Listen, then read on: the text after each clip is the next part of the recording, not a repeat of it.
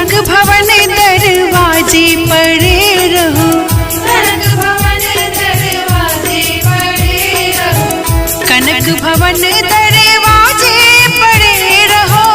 कनक भवन दरवाजे पड़े रहो,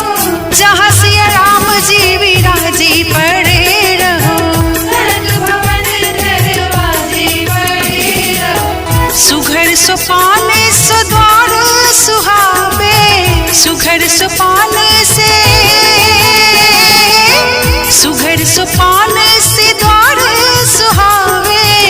छटा मनोहर मोहि मन भावे, सुंदर शोभा साजे पड़े रहो,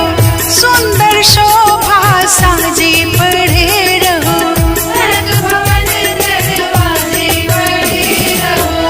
आवत जात संत जन दर्शत, आवत जात, आवत जात संत जन दर्शत, दर्शन करी के सुजन मन हर्षत,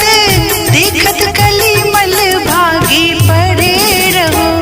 देखत कली मल भागे पड़े रहो, कनक भवन दरवाजे पड़े रहो, अवध बिहारी सिंहासन सोहे,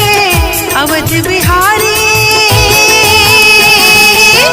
अवध बिहारी सिंहासन सोहे, संग श्री जनक लली मन मोहे, अति अनुपम छवि छाजे पड़े रहो,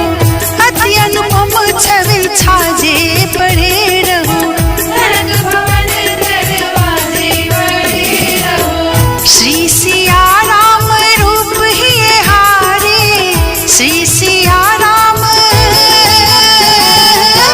श्री सिया राम रूप ही हारे, लखी राज